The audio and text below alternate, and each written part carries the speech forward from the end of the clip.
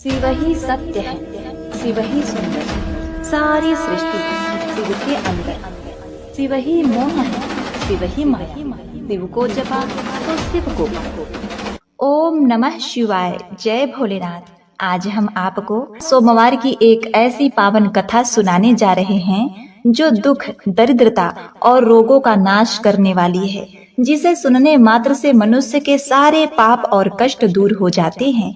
यह भगवान शिव जी की अत्यंत मंगलमय कथा है, जिसका उल्लेख स्वयं शिव पुराण में मिलता है। कहा जाता है कि जो भी मनुष्य इस कथा को पूरे श्रद्धा और सच्चे मन से शुरू से लेकर अंत तक श्रवण करता है, उसके घर में कभी दरिद्रता का वास नहीं होता। यह कथा इतनी प्रभावशाली है कि इसे सुनने मात्र से ही रोगी व्यक्ति को अपने समस्त रोगों से मुक्ति मिल जाती है। भगवान शिव जी की कथाओं का श्रवण करना अतुलनीय पुण्य फल प्रदान करता है। इसीलिए आप सभी भक्तगण इस कथा को प्रारंभ से लेकर अंत तक अवश्य सुनें। कथा को बीच में ही छोड़कर भगवान शिव जी का अनादर न करें, उनका अपमान न करें। कथा आरंभ करने से पूर्व यदि आपने अभी तक वीडियो को लाइक नहीं किया है तो कृपया वीडियो को लाइक करें। कमेंट बॉक्स में हर हर महादेव अवश्य लिखें। अब कथा का श्रवण करें। एक समय की बात है, किसी नगर में एक पंडित रहता था। वह जन्म से ही अत्यंत निर्धन था। वह पंडित अपनी पत्नी और पुत्र के साथ जीवन यापन कर रहा था। उसके पुत्र का नाम सोमेश्वर था। वह पंडित प्रतिदिन प्रातः काल उठकर स्नान आदि करके तुलसी के पौधे पर जल अर्पित करता और फिर नगर में सभी घरों में जाकर कथाएं सुनाता। लेकिन पंडित द्वारा किया गया यह सब कार्य उसकी पत्नी को बिल्कुल भी पसंद नहीं आता था, क्योंकि वह स्वयं कई वर्षों से भगवान भोलेनाथ की पूजा अर्चना करती आ रही थी। वह सावन के समस्त सोमवार को उपवास भी रखती थी, किंतु इतने वर्षों की साधना और व्रतों के बावजूद भी उसे केवल गरीबी का ही सामना करना पड़ा था। इसीलिए वह पंडित की पत्नी भगवान शिव से अत्यंत नाराज हो गई और उसने उनका पूजा पाठ करना, व्रत रखना सब कुछ त्याग दिया। परंतु उस पंडित ने कभी भगवान का नाम लेना नहीं छोड़ा। वह कहीं न कहीं से भगवान शिव की कथाएं सुनाकर, पूजा पाठ करके जो कुछ धन प्राप्त होता उसी से अपने परिवार का पालन पोषण करता। एक दिन ऐसा आता है कि जब वह पंडित की पत्नी एक बार फिर से अपने हृदय में श्रद्धा जगाकर भोलेनाथ की पूजा अर्चना करने लगती है। वह मन ही मन यह सोचती रहती थी कि एक दिन तो ऐसा अवश्य आएगा जब मेरी सभी मनोकामनाएं पूरी होगी, मेरी भी गरीबी समाप्त होगी। किंतु जब वर्षों की भक्ति और पूजन के बाद भी उसे कोई फल प्राप्त नहीं हुआ तो वह अत्यंत दुखी हो जाती। मन ही मन वह अपने भाग्य को कोसने लगती और भगवान शिव की मूर्ति के पास बैठकर कहती, हे प्रभु, हमने ऐसा कौन सा पाप कर्म किया है जिसकी वजह से हमें जीवन भर इतनी गरीबी का सामना करना पड़ रहा है। हमने इतना पूजा पाठ किया लेकिन आपने हम पर दया नहीं की। हमने तो कभी किसी का हृदय भी नहीं दुखाया, कभी किसी के साथ अन्याय नहीं किया। मैं और मेरे पति दोनों ही तो सदा आपके चरणों में लीन हैं। हम तो सुबह से लेकर शाम तक केवल आपकी ही पूजा अर्चना करते हैं। हर सावन में सोमवार का व्रत रखते हैं, आपके नाम का जल चढ़ाते हैं, आपकी कथा सुनते हैं और सुनाते हैं। फिर भी हे प्रभु, हमारी झोली हमेशा खाली क्यों रहती है? हे शंकर, क्या हमारी भक्ति में कोई कमी रह गई है? क्या हमारी प्रार्थनाएं आप तक नहीं पहुंचती? क्या हम किसी ऐसे पाप के भागी हैं जिसका प्रायश्चित भी हमारे भाग्य में नहीं लिखा है? हे गंगाधर, हे नीलकंठ, यदि कोई भूल हो गई है तो क्षमा करें प्रभु, लेकिन कृपा करके यह तो बताइए कि हमारी इस असहनीय दरिद्रता का रहस्य क्या है? आखिर हमारे ही हिस्से में यह जीवन भर का संताप क्यों आया? प्रिय भक्तों, अब धीरे धीरे समय बीतता गया। वह पंडित और पंडिताइन दोनों ही वृद्धावस्था की ओर बढ़ चले। समय की मार ने उनके शरीर को कमजोर कर दिया था। अब वह पंडित के शरीर में इतनी भी शक्ति नहीं बची थी कि वह नगर में जाकर भगवान भोलेनाथ की कथा सुना सके। उसकी कमर झुक चुकी थी, आवाज कांपने लगी थी और शरीर में विविध रोगों ने घर बना लिया था। अब वह पंडित भी प्रायः बीमार रहने लगा। कभी खांसी तो कभी ज्वर, कभी दुर्बलता। शरीर मानो जवाब दे चुका था। और इस सबसे अधिक चिंता की बात यह थी कि अब उसके घर का पालन पोषण करने वाला कोई नहीं बचा था। जो कुछ थोड़ी बहुत जमा पूंजी थी वह भी बीमारियों और दवाइयों में खर्च हो चुकी थी। अब धीरे धीरे उसके घर की हालत इतनी बिगड़ गई कि उन्हें भोजन के एक दाने के लिए भी संघर्ष करना पड़ रहा था। ना घर में अन्न था, ना कोई सहारा। ऐसी स्थिति में पंडित की पत्नी का धैर्य टूट गया। वह अत्यंत क्रोधित हो उठी। उसने क्रोध में आकर एक बार फिर भगवान भोलेनाथ की पूजा अर्चना को त्याग दिया। इस बार तो उसने अपने पति को भी डांटते हुए यह कह दिया कि बस, अब बस करो। यह सब भगवान भगवान की रट लगाना। तुम्हारे इस भोलेनाथ ने हमें क्या दिया है? जब जवान थे तब भी भूखे रहे, अब बूढ़े हो गए तो भी हालत बद से बदतर हो गई। क्या यही फल है इतने वर्षों की भक्ति का? लेकिन वह पंडित जो सच्चा शिव भक्त था, वह अपने अंतिम समय तक भी भगवान भोलेनाथ की पूजा नहीं छोड़ता। उसका विश्वास अटल था। वह कहता, भोलेनाथ परीक्षा लेते हैं लेकिन अपने भक्तों को कभी त्यागते नहीं। तब क्रोध में तपती हुई उसकी पत्नी एक दिन अत्यंत कठोर स्वर में कह उठती है, हे नाथ, आखिर हम दोनों कब तक यूं ही भगवान भोलेनाथ की अर्चना करते रहेंगे? देखिए ना, हम दोनों अब बूढ़े हो चुके हैं। उम्र के इस पड़ाव पर आकर भी हमें आज तक कोई फल नहीं मिला, कोई राहत नहीं मिली। मैं तो जीवन का हर क्षण शिव की भक्ति में समर्पित कर दिया था, पर क्या मिला? हम तो दिन प्रतिदिन और भी अधिक गरीब होते जा रहे हैं। पहले तो लगता था सब कुछ ठीक है, कभी कभार कुछ मिल भी जाता था। अब तो दाने दाने के लिए भी तरसना पड़ रहा है।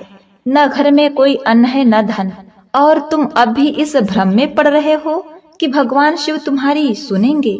हे नाथ, मैं ही मूर्ख थी जो एक बार उनका पूजा पाठ छोड़ देने के बाद भी फिर से दोबारा भक्ति करने लग गई। मैंने सावन के सभी सोमवार को ना तो दिन देखा ना तो रात, दिन भर उपवास रखकर रात भर जप तप में लीन रहकर मैंने अपने ही शरीर को दुर्बल बना लिया। मैंने बेल पत्र चढ़ाए, जल अर्पित किया, मंत्रों का जाप किया, आंखों में आंसू बहाए, लेकिन शिवजी ने मेरी एक भी प्रार्थना नहीं सुनी। मैं अपना सर्वस्व अर्पित कर दिया, फिर भी उनके दरबार में मेरे लिए कुछ नहीं निकला। और अब तुम्हें क्या लगता है कि तुम्हारा वो शिव कुछ देगा जो तुम रोज रोज उस शिवलिंग पर जल चढ़ाते हो? वही जल क्या कभी अमृत बनकर लौट आया? नहीं ना, क्योंकि हम जैसे गरीबों के लिए शायद उस शिव के पास कुछ भी नहीं है। लगता है यह गरीबी ही हमारा भाग्य है, यही हमारी नियति है, और इसी में हमें तिल तिल मरते रहना है। प्रिय भक्तों, अपनी पत्नी के कठोर और क्रोधित वचनों को सुनकर भी वह पंडित एक शब्द नहीं कहता। उसने अपने जीवन में सब कुछ खो दिया था, शरीर, बल, यौवन, संपत्ति, यहाँ तक कि कभी कभी आशा भी डगमगाने लगती। परंतु फिर भी उसके हृदय में अपने आराध्य भोलेनाथ के प्रति अगाध विश्वास था। वह जानता था कि शिव की कृपा में विलंब हो सकता है, परंतु असत्य नहीं। उधर उसका पुत्र सोमेश्वर, जो अभी शिक्षा ग्रहण कर रहा था, गुरुकुल में था, वह कुछ ही समय में अपनी शिक्षा पूर्ण कर लेता है और विद्या प्राप्ति के बाद अपने घर लौट आता है। जब वह अपने वृद्ध माता पिता की अवस्था और उनके दुखों को देखता है तो उसका मन व्याकुल हो उठा। उसने न अपने भविष्य की सोची, न अपने सपनों की, केवल एक ही संकल्प लिया, अपने माता पिता की सेवा करना और उनकी सारी पीड़ा हर लेना। वह पूरे समर्पण भाव से घर का समस्त बोझ अपने कंधों पे उठा लेता है। अब वह अपने पिता की ही तरह नगर नगर जाकर भगवान भोलेनाथ की कथाएं सुनाता। हर रोज वह शिव की महिमा का गुणगान करता, कथा सुनाता और जो भी दक्षिणा मिलती उससे अपने परिवार का पालन पोषण करता। ऐसे ही कई वर्ष बीत जाते हैं। अब सोमेश्वर की भक्ति, उसकी सेवा, उसका त्याग धीरे धीरे नगर में प्रसिद्ध होने लगा। एक दिन की बात है, जब सोमेश्वर उस नगर के प्रसिद्ध मंदिर में जाता है, वह मंदिर जहाँ भक्तों की कतारें लगी रहती थी, जहाँ हर सोमवार शिवलिंग पर गंगा जल और बेलपत्र चढ़ते थे और जहाँ भगवान शिव की अर्चना स्वयं देवगण भी करते थे। वहाँ पर वह विधि पूर्वक भगवान भोलेनाथ की पूजा करता है, दीप प्रज्वलित करता है और फिर उपस्थित सभी भक्तों के समक्ष अपने श्रद्धा से भरे स्वर में भगवान शिव की पावन कथा का श्रवण कराते हुए कहता है, हे भक्तों, जो भी इस पावन कथा को श्रद्धा और सच्चे मन से श्रवण करता है उसकी सभी मनोकामनाएं भगवान भोलेनाथ अवश्य पूर्ण करते हैं। वह भक्त चाहे जितना भी दुखी हो, चाहे कितनी भी विपत्तियां उसके जीवन में क्यों न हो, यदि वह भोलेनाथ की कथा को आस्था से सुनता है तो भगवान शिव उसकी हर पीड़ा हर लेते हैं। सोमेश्वर जब यह श्रद्धा पूर्वक वचन कहता है तो उस समय उसी मंदिर में नगर का राजा भी उपस्थित होता है। वह राजा हर वर्ष सावन के प्रत्येक सोमवार को गुप्त रूप से मंदिर में आकर भगवान शिव का दर्शन और पूजन करता था। उस दिन भी वह साधारण वस्त्रों में मंदिर आया हुआ था। जब उसने सोमेश्वर के मुख से यह पावन वचन सुना तो वह भीतर तक प्रभावित हो गया। उसकी आत्मा उस बाणी से जैसे राजा मन ही मन सोचने लगा, कितनी सच्ची बात कह रहा है यह युवक। इसके शब्दों में केवल कथा नहीं बल्कि अनुभव झलक रहा है। उस भाव विभोर अवस्था में राजा धीरे धीरे सोमेश्वर के पास आता है और कहता है, तुम्हारी इस कथा ने मेरे हृदय को गहराई से छू लिया है। राजा ने सोमेश्वर से राजकुमारी को कथा सुनाने के लिए याचना की। राजा की ऐसी बातों को सुनकर सोमेश्वर बहुत ही प्रसन्न हुआ और राजकुमारी को प्रतिदिन कथाओं का श्रवण कराने के लिए हामी भर देता है। फिर उसके बाद राजा ने सोमेश्वर को अपने महल में राजकुमारी को प्रतिदिन कथाओं को श्रवण कराने के लिए नियुक्त कर लेता है और अब सोमेश्वर प्रतिदिन उस नगर के राजा की पुत्री को कथा सुनाने लगा और राजकुमारी को कथा का श्रवण कराने पर दक्षिणा के रूप में जो कुछ धन मिलता था उसी धन से वह अपने परिवार का पालन पोषण करने लगा। किंतु सोमेश्वर की माता को यह बात अच्छी नहीं लगती थी और वे प्रसन्न भी नहीं हो रही थी, क्योंकि उन्हें अपने पुत्र के आने वाले भविष्य की चिंता थी। इसीलिए वे प्रतिदिन इस बात को लेकर बहुत चिंतित रहती थी। फिर एक दिन पंडित की पत्नी अपने पति से कहती है, मुझे अपने पुत्र के भविष्य की चिंता खाई जा रही है। हमारा जीवन तो जैसे तैसे कट गया, लेकिन हमारा पुत्र अभी युवा है, उसका तो जीवन अभी शुरू हुआ है। हमारे जाने के बाद उसका क्या होगा? क्या उसे भी हमारी ही जैसे कष्ट झेलने पड़ेंगे? क्या हमारी वर्षों की पूजा, व्रत, तपस्या और आराधना का कोई फल नहीं मिलेगा? भगवान भोलेनाथ को हमारा दुख दिखाई नहीं देता। हमारा बेटा राजा के महल से जो दक्षिणा लाता है उससे हमारा परिवार तो किसी तरह चल जाता है, लेकिन केवल पेट भरने से तो जीवन नहीं चलता नाथ। बाकी की मनोकामनाएं, बाकी की इच्छाएं, उसका जीवन, उसका भविष्य, इस सब का क्या? अब क्या हम सिर्फ 2 वक्त के भोजन के लिए ही जिएंगे? क्या यही शिव जी की भक्ति का फल है? क्यों भगवान शिव जी ने अपनी आंखें बंद कर ली है? क्या हमारा भी पुत्र हमारी ही तरह उम्र भर गरीबी में जिएगा? उस स्त्री की करुण पुकार जब आकाश में गूंजी तब वह केवल वायु में विलीन नहीं हुई, बल्कि वह सीधे कैलाश पर्वत पर पहुंची और माता पार्वती के हृदय को विदीर्ण कर गई। जब माता पार्वती जी ने उस पंडित की पत्नी की वेदना और दुख भरी प्रार्थना को सुना तो उनका कोमल हृदय व्याकुल हो उठा। वे उस करुण पुकार को अनसुना नहीं कर सकी।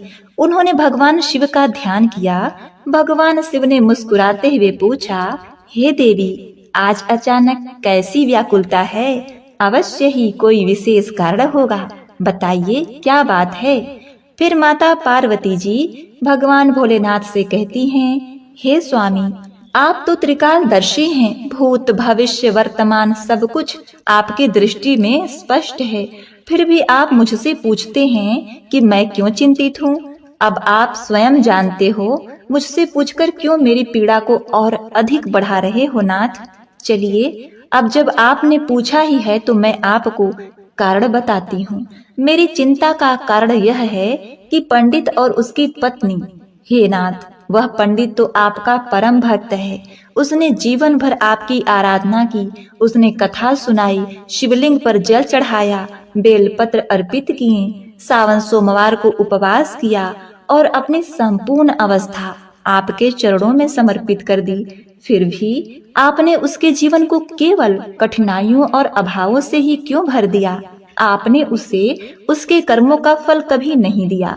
उसकी पत्नी भी वर्षों से व्रत उपासना कर रही है और जब उसका मन टूटा तब भी उसने फिर से आपको अपना आराध्य मान लिया। क्या यह विश्वास व्यर्थ चला जाएगा? हे प्रभु, अब उस पंडित के जीवन से सभी दुखों का नाश करें। अब और नहीं, अब उसका कष्ट समाप्त हो। अब उसे उसका तप, उसका त्याग और उसकी श्रद्धा का पूर्ण फल मिलना चाहिए। अन्यथा कहीं ऐसा ना हो प्रभु कि पंडित और पंडिताइन आपकी पूजा छोड़ दें। यदि उसके मन में आपकी भक्ति डगमगा गई, यदि उनका विश्वास डिग गया, तो यह केवल उनकी हानि नहीं होगी, यह उन असंख्य भक्तों के लिए भी एक त्रासदी होगी जो अपने जीवन को आपके चरणों में अर्पित कर चुके हैं। माता पार्वती की करुणामय बातें सुनकर भगवान भोलेनाथ का सौम्य मुख गंभीर हो गया। उनकी आंखों में करुणा और करिश्मा की अद्भुत चमक थी। वे साक्षात दयामय रूप में प्रकट होते हैं और माता की ओर देखते हुए कोमल स्वर में कहते हैं, आप चिंतित मत होइए देवी, क्योंकि हमने उस ब्राह्मण के भाग्य के उदय का बीज बो दिया है। अब वह समय आ गया है जब हमें स्वयं पृथ्वी लोक पर जाकर शिव लीला करनी है। अब हम दोनों को उसके घर चलना होगा। इतना कहकर भगवान शिव जी माता पार्वती के साथ पृथ्वी लोक की ओर प्रस्थान करते हैं। आकाश मार्ग से उतरते हुए जब वे पृथ्वी पर पहुंचते हैं तो दोनों साधु और साधुआइन का भेष धारण कर लेते हैं। जटा जूट धारी, कमंडलू हाथ में, रुद्राक्ष की माला, भस्म लपेटे हुए उस भेष में वे सीधे उस पंडित के घर जा पहुंचते हैं और फिर अलख जगाते हैं और कहते हैं, अलख निरंजन, अलख निरंजन, घर में कोई है? उनकी गंभीर लेकिन कोमल आवाज जब आंगन में गूंजती है तो भीतर से वही वृद्ध पंडित, जो अब शरीर से दुर्बल हो चुके थे, बाहर आए। उन्होंने साधुओं को देखकर हाथ जोड़ा और अत्यंत आदर भाव से उन्हें प्रणाम करते हुए कहा, हे मुनिवर, आपका इस तुच्छ गृह में आगमन हुआ, यही मेरे जीवन का परम सौभाग्य है। कृपा करके बताइए, मैं आपकी किस प्रकार से सेवा कर सकता हूँ? वृद्ध पंडित ने दोनों हाथ जोड़कर साधु रूपधारी भगवान भोलेनाथ के चरणों में प्रणाम करते हुए विनम्र स्वर में कहा। तब साधु का वेश धारण किए हुए भगवान भोलेनाथ ने कोमल किंतु गंभीर स्वर में उस पंडित से कहा, हे महानुभाव, आज की रात्रि में हम आपके गृह में विश्राम करना चाहते हैं। क्या आपके घर में हमें एक रात्रि के लिए आश्रय मिल सकता है? जब साधु का रूप धारण किए हुए भगवान भोलेनाथ ने यह कहा तो वह वृद्ध पंडित क्षण भर के लिए मौन हो गया। वे सोचते रहे कि मैं इनका साक्षात्कार कैसे करूं, कैसे इनके लिए भोजन जुटाऊं। घर में तो कुछ भी नहीं बचा।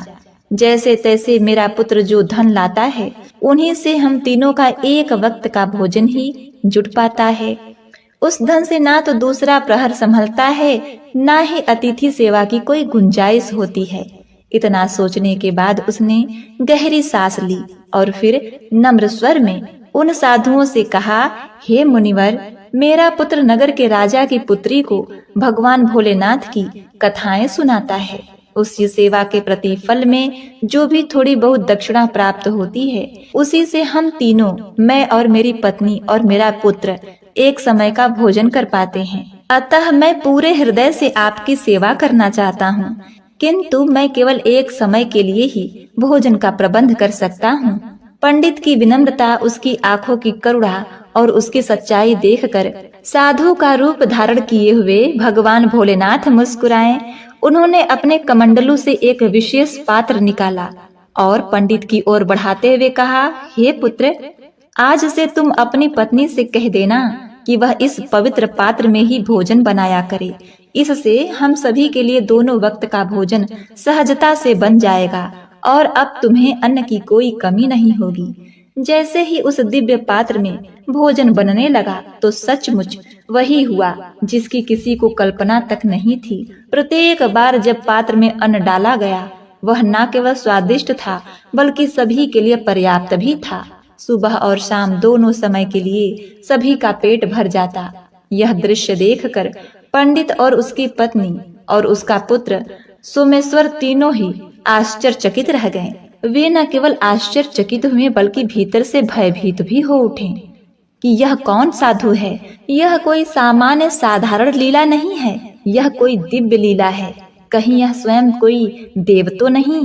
प्रिय भक्तों, अगली सुबह जब सोमेश्वर उठकर प्रतिदिन की भांति राजकुमारी को कथा सुनाने के लिए निकल रहा था, तभी साधु वेशधारी भगवान भोलेनाथ ने उसे मार्ग में ही रोक लिया और प्रेम पूर्वक पूछा, हे पुत्र, तुम कहाँ जा रहे हो? सोमेश्वर ने श्रद्धा से हाथ जोड़कर उत्तर दिया, हे मुनिवर, मैं अब नगर के राजा की पुत्री को भगवान भोलेनाथ की पावन कथा का श्रवण कराने जा रहा हूँ, जैसे प्रतिदिन जाता हूँ।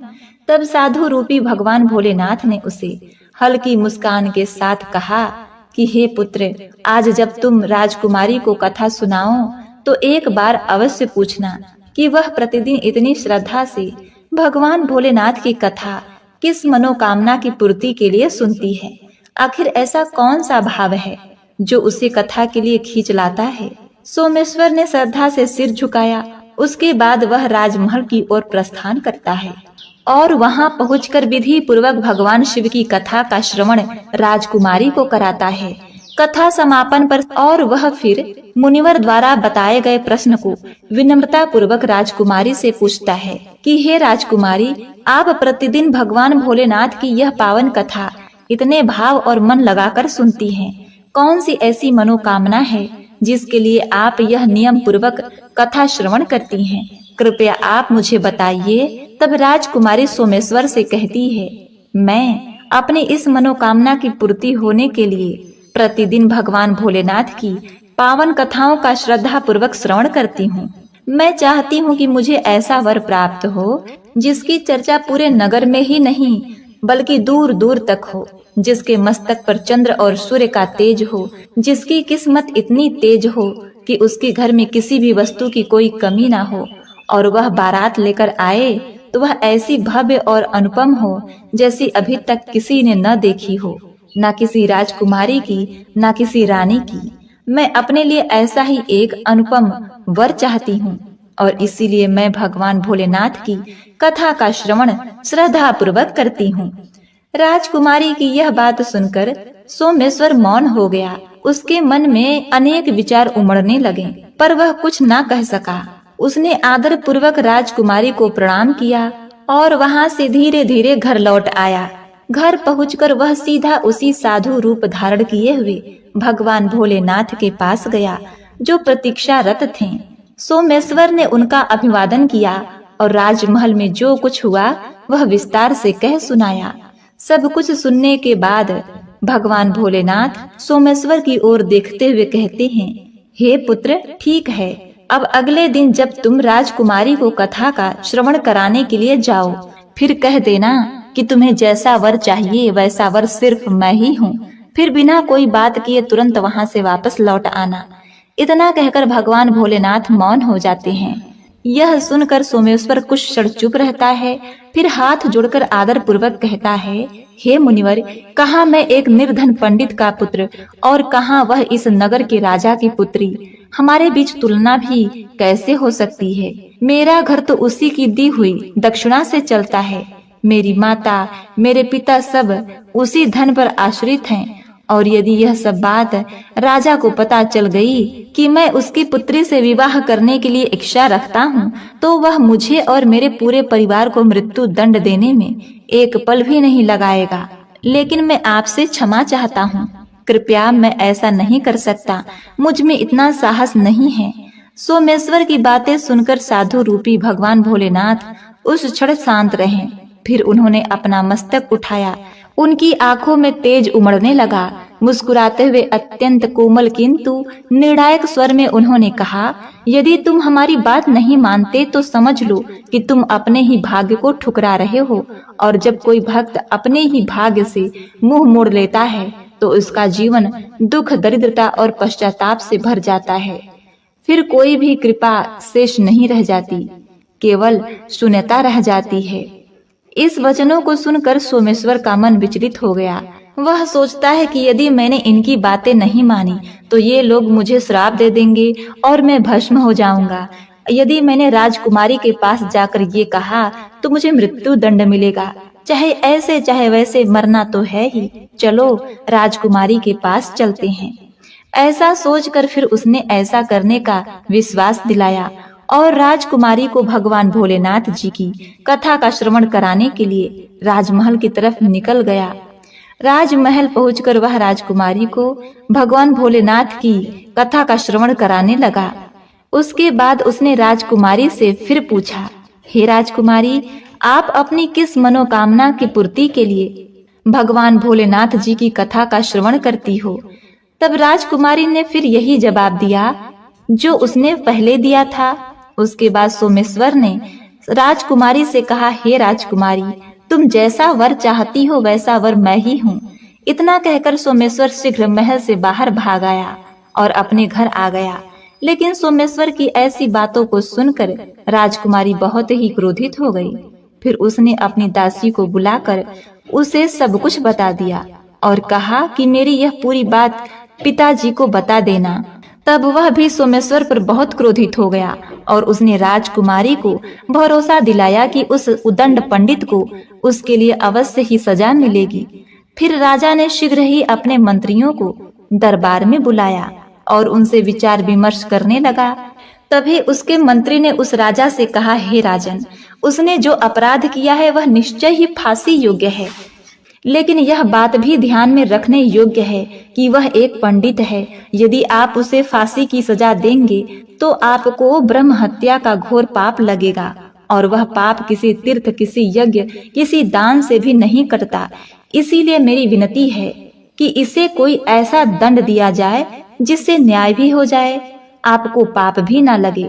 कोई ऐसा उपाय जिससे इसका दंभ भी टूटे और आपकी मर्यादा भी बनी रहे। प्रिय भक्तों, महामंत्री की बात सुनकर राजा गहरे सोच में पड़ गए। फिर विचार विमर्श के बाद उसने क्रोध से भरे स्वर में अपने कुछ सैनिकों को दरबार में बुलाया और आदेश दिया कि हे सैनिकों, उस पंडित के घर जाओ और उससे कह देना कि राजा साहब तुम्हारे साथ अपनी पुत्री का विवाह करने के लिए तैयार हैं, लेकिन उसकी कुछ शर्तें हैं। यदि तुम उस शर्तों को पूरा नहीं कर पाए तो तुम्हें और तुम्हारे पूरे परिवार को मृत्यु दंड दिया जाएगा। राजा साहब की पहली शर्त यह थी कि बारातियों के ठहरने के लिए और सभी बारात घर बारातियों से भरे होने चाहिए, कोई भी बारात घर खाली नहीं रहना चाहिए। दूसरी शर्त यह है कि बारातियों के अतिथि सत्कार में जो भोजन तैयार किया जाए वह ना तो कम हो ना ही बचना चाहिए, अर्थात ना कोई भूखा रहे और ना भोजन व्यर्थ जाए। तीसरी शर्त यह है कि ऐसी अद्भुत अनुपम भव्य बारात होनी चाहिए जिसकी प्रशंसा इस नगर का हर व्यक्ति करे। यदि बारात के नगर में पहुंचने पर इन शर्तों में कोई कमी अधूरी पाई जाती है तो बारात में आए हुए सभी बारातियों को भी मृत्यु दंड दे दिया जाए। राजा का यह आदेश पाकर सैनिक शीघ्र ही सोमेश्वर के घर की ओर निकल जाते हैं। उधर सोमेश्वर भी राजमहल से भागकर सीधा अपने घर पहुंचा और साधु रूपी भगवान भोलेनाथ जी को सारी बात कह सुनाई। उसी समय राजा के सैनिक उसके द्वार पर पहुंच आते हैं और जोर जोर से दरवाजा खटखटाने लगते हैं। आवाज सुनने पर सोमेश्वर के पिता बाहर आते हैं, दरवाजा खोलते हैं। दरवाजा खुलते ही सैनिक कठोर स्वर में कहते हैं, क्या तुम्हारा ही पुत्र राजकुमारी से विवाह करना चाहता है? चलो ठीक है। राजा साहब ने भी अपनी पुत्री से विवाह करने के लिए अनुमति दे दी है, लेकिन राजा साहब के कुछ शर्तें हैं जिन्हें पूरा करना ही पड़ेगा, नहीं तो तुम्हारे पूरे परिवार को मृत्यु दंड दिया जाएगा। उस सैनिक की बात सुनकर सोमेश्वर के पिता बहुत भयभीत हो जाते हैं और उनसे कहते हैं, हे सैनिकों, हमें राजा साहब के किन शर्तों को पूरा करना पड़ेगा, उन शर्तों को हमें बताने का कष्ट करें। तब राजा के वे सैनिक सोमेश्वर के पिता से कहते हैं, हे ब्राह्मण, राजा साहब की पहली शर्त है कि सभी बारातियों के ठहरने के लिए सभी बारात घर बारातियों से भरे होने चाहिए। कोई भी बारात घर खाली नहीं बचना चाहिए। दूसरी शर्त यह है कि बारातियों के अतिथि सत्कार में बनाया गया भोजन बचना नहीं चाहिए। तीसरा शर्त यह है कि अद्भुत बारात होनी चाहिए जिसकी प्रशंसा इस नगर के सभी लोग करें। और अब बारात के पहुंचने पर हमारा कोई भी शर्त अधूरा नहीं हो। यदि इतना शर्त पूरा नहीं किया जाएगा तो बारात में आए हुए बारातियों को मृत्यु दंड दिया जाएगा। राजा के सैनिकों की यह कठोर और स्पष्ट बातें सुनकर सोमेश्वर और उसके पिता बहुत भयभीत हो जाते हैं, यहाँ तक कि उसके हाथ पैर तक कांपने लगते हैं।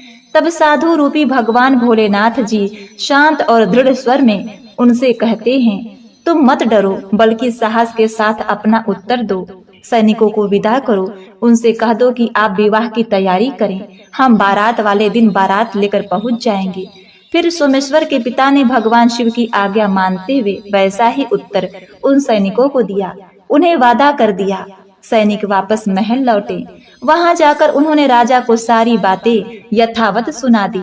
लेकिन जब राजा को सोमेश्वर की ओर से सकारात्मक उत्तर प्राप्त होता है तब वह बड़े ही आश्चर्य में पड़ जाता है। वह कुछ पल चुप रहा, अपने मन में सोचता है कि आखिर वह गरीब पंडित किसके भरोसे इतनी दुर्लभ शर्त के बावजूद मेरी पुत्री से विवाह करने के लिए तैयार है। क्या मेरा कोई दुश्मन उनका साथ दे रहा है?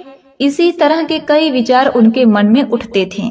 उसके बाद उसने उस नगर के कई घरों को बारात घर की तरह सजवा दिया। कई सारे तंबू का प्रबंध भी कर दिया। राजा यह सब सोच रहा था कि कहाँ वह पंडित इतने अधिक बारातियों को लेकर आएगा, और जब अधिक बाराती न आएंगे तो मेरी शर्त हार जाएगा। फिर पूरे परिवार सहित उसे मृत्यु दंड दिया जाएगा। इधर सोमेश्वर ने नगर के सभी लोगों से बारात में चलने के लिए कहा तो सभी लोगों ने मना कर दिया कि हमें वहां जाकर मरना नहीं है। तुम्हारा तो अंतिम समय निकट आ गया है, तुम ही जाओ, इसलिए तुम हमारी। उन सभी की ऐसी बातें सुनकर सोमेश्वर बहुत परेशान रहने लगा, क्योंकि अभी तक उसके साथ बारात चलने के लिए कोई भी व्यक्ति तैयार नहीं हुआ था। फिर विवाह का दिन आ गया और विवाह वाले दिन सोमेश्वर और भी ज्यादा चिंतित था। जब साधु रूपी भगवान भोलेनाथ ने सोमेश्वर को बहुत परेशान देखा। प्रिय भक्तों, भगवान भोलेनाथ जी ने सोमेश्वर की बारात में चलने के लिए सभी देवताओं, भूत प्रेतों, गंधर्व को मनुष्य रूप में सोमेश्वर की बारात में चलने के लिए आमंत्रित कर लिया, सोमेश्वर की बारात में शामिल कर लिया, जिसके कारण सभी नाचते गाते बारात लेकर पहुंच गए। जब सोमेश्वर की बारात पहुंची तो इतने सारे बाराती आए हुए थे कि राजा द्वारा सजाए गए सभी बारात घर, यहाँ तक कि सभी तंबू बाराती भर गए। कुछ बाराती तो बिना तंबू के बाहर ही रह गए। फिर जब राजा के पास सूचना भिजवाई गई कि बारात के ठहरने के लिए बारात घर और तंबू कम पड़ गए हैं, ठहरने के लिए और प्रबंध किया जाए, तब राजा अपने मन में सोचने लगा, अभी तो कोई भी इसके साथ बारात में आने के लिए तैयार नहीं था और अब कहां से इतने बाराती आ गए। मुझे एक बार चलकर देखना चाहिए। इतना सोचकर राजा तुरंत ही वहां पहुंच गया और जब भगवान भोलेनाथ जी ने राजा को बारात में आया हुआ देखा तो उन्होंने शुक्र और शनि को बच्चे का रूप धारण करवा दिया और उन्हें भूख के कारण विलाप करवा दिया। इधर जब उस राजा ने दोनों बच्चों को जोर जोर से विलाप करते हुए देखा तब उन्होंने भगवान भोलेनाथ जी के पास पहुंचकर उनसे पूछा, हे महात्मन, यह बच्चे इतने विलाप क्यों कर रहे हैं? तब साधु रूपी भगवान भोलेनाथ जी ने उस राजा को जवाब देते हुए कहा, यह दोनों बच्चे बहुत भूखे हैं, इसलिए यह इतना विलाप कर रहे हैं। फिर राजा ने उन दोनों बच्चों को भोजन करने वाले स्थान पर भेज दिया। उसके कुछ ही देर बाद राजा के सैनिक ने उसके पास आकर बताया कि हे राजन, वे दोनों बच्चों ने तो सारा भोजन समाप्त कर दिया है और फिर भी दोनों जोर जोर से चिल्ला रहे हैं कि उन्हें भूख लगी है। अपने सैनिकों की ऐसी बातों को सुनकर राजा बहुत ही परेशान हो जाता है, क्योंकि अब उसका सारा अहंकार चूर चूर हो गया था। फिर वह साधु रूपी भगवान भोलेनाथ जी के चरणों में अपने दोनों हाथों को जोड़कर बैठ जाता है और उनसे कहने लगा, हे साधु महाराज, अब मेरी लाज आपके ही हाथ में है। तब भगवान भोलेनाथ जी ने उस राजा से कहा, आप राजमहल जाकर बारात की अगवानी की तैयारी शुरू कीजिए। फिर राजा ने उस नगर के सभी घरों को अच्छे से सजवाया, पूरे नगर को एकदम दुल्हन की तरह सजवा दिया। सोमेश्वर भी विवाह की पोशाक में फिर राजकुमार से कम नहीं लग रहा था। सोमेश्वर के सेहरे को चांद और सूरज से सजाया गया और अगवानी के समय सोमेश्वर एक सुंदर से रथ में बैठकर राजमहल की तरफ जाने लगा। उस रथ के आगे कई सारे बाराती बैंड बाजे के साथ नाच रहे थे। कई बाराती हाथ में मुद्राएं लेकर एक दूसरे पर न्यौछावर करके इधर उधर उछाल रहे थे। सोमेश्वर के ऐसे अद्भुत बारात को देखकर उस नगर के लोग कहने लगे कि पंडित का भाग्य तो देखो, उसके मस्तक पर चांद और सूरज की रोशनी है। उसके चारों तरफ इस प्रकार धन लक्ष्मी उछाली जा रही है जैसे किसी धनवान राजा की बारात निकल रही हो। और ऐसी बारात तो हमने अपने जीवन में कभी नहीं देखी, न आगे देखने की उम्मीद है। यह पंडित तो भाग्य का बड़ा धनी है। प्रजा की ऐसी बातों को सुनकर माता पार्वती भी भगवान भोलेनाथ से कहती हैं, हे प्रभु, यह तो सत्य है कि आपकी कृपा जिस भी मनुष्य पर हो जाती है उसके अन्न धन के भंडारे भर जाते हैं। तब भगवान भोलेनाथ जी माता पार्वती से कहते हैं, जो भी भक्त श्रद्धा और भक्ति से मेरी पूजा अर्चना करता है, मैं उसकी भक्ति को व्यर्थ नहीं जाने देता। उसे उसके कर्मों का फल अवश्य प्राप्त होता है। जब तक उसके पूर्व जन्मों के पाप कर्म नष्ट नहीं हो जाते तब तक उसे कष्ट अवश्य सहने पड़ते हैं, पर जैसे ही उसके पुण्य कर्म जागृत होते हैं वैसे ही उसके भाग्य के दरवाजे खुल जाते हैं। और उसी पुण्य फल के उदय से सोमेश्वर और राजा की पुत्री का विवाह विधि पूर्वक संपन्न हो गया। विवाह के बाद राजकुमारी को डोली में बिठाकर सोमेश्वर अपने घर ले आया। भगवान शिव और माता पार्वती की कृपा से अब सोमेश्वर अत्यंत धनवान बन चुका था। उसके घर में किसी भी वस्तु की कमी नहीं रह गई। उसके बाद सोमेश्वर के माता ने भी फिर से पूरी श्रद्धा और विश्वास के साथ भगवान भोलेनाथ की पूजा अर्चना शुरू कर दी।